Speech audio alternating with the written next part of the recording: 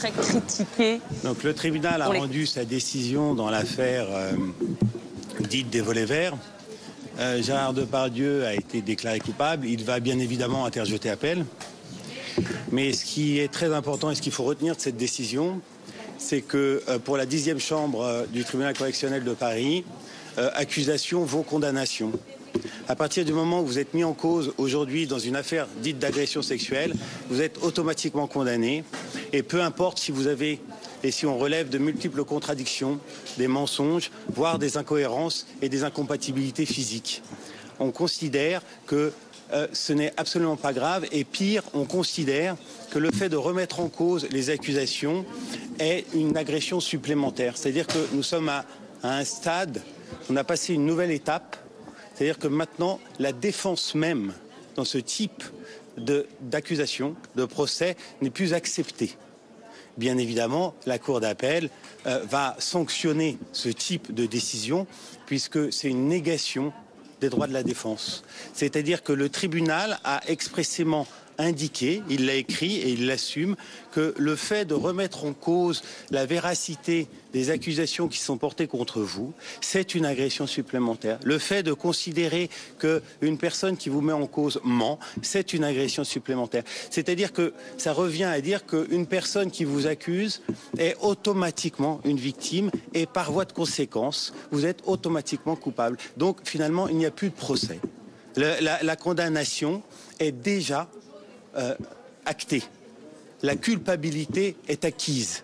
Maintenant, la seule possibilité, si on lit et si on comprend les motivations du tribunal, serait de s'excuser et d'implorer le pardon.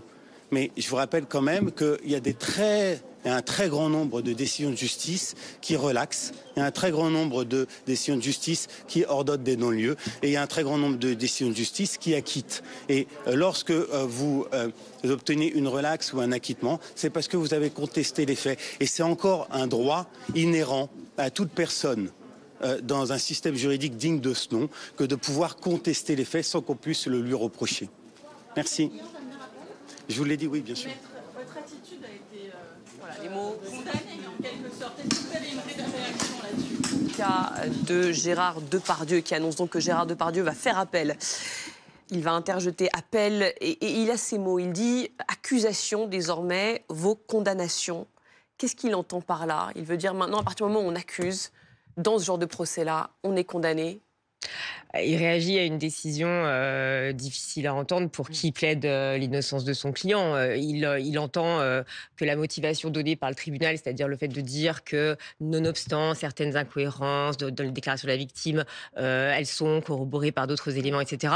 Et il ne retient finalement que ça, ce nonobstant, pour finir par rejoindre sa thèse de départ qui était il est accusé, donc il est coupable, il n'y a rien dans le dossier, il n'y a pas de preuves. Mais est-ce qu'il n'y a pas, ma question derrière, c'est est-ce qu'il n'y a pas aussi, c'est quelque chose qu'on a pu entendre ces dernières semaines, une volonté de faire de ces cas-là ultra-médiatiques des exemples ou une justice qui est un peu plus dure depuis MeToo, selon vous? Alors ça, ce serait évidemment le danger. Parce que la justice n'est pas là pour créer des symboles et qu'on doit strictement appliquer le droit à tout le monde.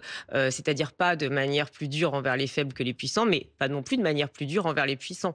Ce serait injuste. En revanche, nous, ce qu'on perçoit en tant qu'avocat, ou même pour tous les professionnels de justice, c'est qu'il y a un soin particulier aujourd'hui à faire de la justice, quelque chose qui était vraiment difficile à entendre pour les plaignantes, notamment dans la vague MeToo, qui était, vous ne vous imaginez pas combien vous êtes violent envers nous, système judiciaire. Et c'était ça d'ailleurs le principe de victimisation secondaire. La Cour européenne des droits de l'homme avait condamné notamment la Turquie parce que on souffrait d'un véritable déni de justice. Quand on voit qu'aujourd'hui, par exemple, des personnes dont les faits qu'elles ont vécus et dont elles se plaignent sont prescrits, se trouvaient finalement entendus dans leur plainte. On prend leur plainte, le parquet prend leur plainte et ensuite on explique que les faits qu'elles ont dénoncés sont prescrits. Ce n'était pas le cas avant, on n'enquêtait pas. On va chercher de la connexité pour appréhender toutes ces victimes dans des faits qui seront peut-être reprochés à une même personne. On a ces présidents qui lient un jugement pour expliquer. Finalement, la justice, pour MeToo, le symbole, c'est moins Gérard Depardieu que les violences sexuelles aujourd'hui, et c'est moins finalement se payer un symbole que de dire la justice, elle s'applique pour tout le monde de la même manière. Et vous avez voulu faire de votre stature une chambre d'écho pour une théorie masculiniste, appelée au complot, etc. Et nous, on en revient finalement au strict droit, c'est-à-dire des éléments qui sont corroborés. Par exemple, je parle de ce que j'ai vécu, qui m'apparaît agressant tout de suite au moment des faits en envoyant des messages à mon entourage. Et vous, monsieur, vous avez eu des déclarations évolutives. Donc finalement, on appréhende cette justice-là appréhende les mêmes choses de la même manière pour moi. Il est 11h, si vous nous rejoignez sur BFM TV, Gérard Depardieu a donc été condamné en son absence ce matin à 18 mois de prison avec sursis pour agression sexuelle sur 2 femmes. C'était lors du tournage d'un film, Les Volets Verts, en 2021. Le tribunal correctionnel qui a aussi prononcé son inscription au fichier des auteurs d'infractions sexuelles. On va tout de suite aller retrouver Vincent Ventighem sur place. Vous êtes au tribunal, Vincent. L'avocat de Gérard Depardieu qu'on voit là à l'image, il vient d'annoncer qu'ils allaient faire appel. Oui, exactement. Jérémy Assous est sorti du prétoire et a immédiatement annoncé qu'il allait faire appel du jugement rendu ce matin en le dénonçant avec des mots assez violents, en expliquant que désormais, pour la justice, une accusation vaut une condamnation. Il estime que dans le dossier pour lequel Gérard Depardieu a été condamné, on n'a que les accusations des 2 plaignantes. Ce n'est pas exactement le cas. Le président du tribunal a pris une demi-heure pour motiver son jugement et il a longuement expliqué que les déclarations des 2 plaignantes avaient été constantes, à l'inverse des déclarations de Gérard Depardieu qui avaient été changeantes tout au cours de l'enquête. Et puis surtout qu'il y avait ici des témoins pour l'agression sexuelle subie par Amélie et aussi des proches à qui l'autre plaignante, Sarah, s'est confiée peu après les faits en disant sur un groupe familial WhatsApp: j'ai des soucis avec Gérard, il me touche les fesses, il me touche la poitrine. Donc il n'y avait pas que les accusations des 2 plaignantes qui sont retenues par le jugement du tribunal. Il y a bien d'autres éléments qui conduisent à cette condamnation. Vous l'avez dit, 18 mois de prison avec sursis, à une interdiction des droits civiques et également une inscription au fichier des auteurs d'infractions sexuelles pour Gérard Depardieu. Évidemment, dans le camp des parties civiles, c'est la satisfaction.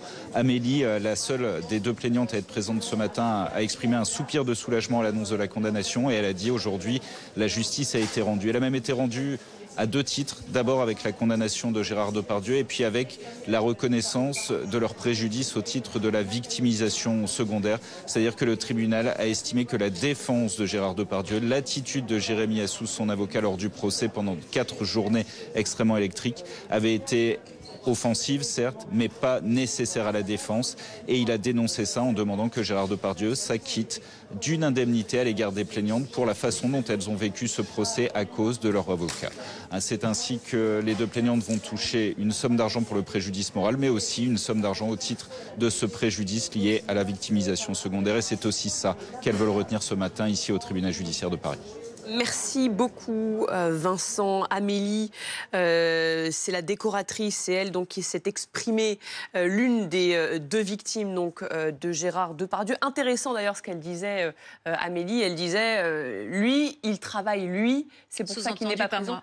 Sous-entendu, c'est ce que nous expliquait Emmanuel Dancourt tout à l'heure, son statut d'accusatrice lui a valu de perdre, en tout cas de ne pas pouvoir retrouver du travail, d'être un peu mise de côté. Ce qu'elle racontait, et c'est vrai que c'est compliqué pour ces femmes de se réinsérer d'une certaine manière dans le milieu professionnel, et c'est le cas dans toutes les histoires judiciaires. Il y a beaucoup de sacrifices. C'est des destins qui sont parfois cassés, brisés, des carrières de jeunes actrices qui finalement ne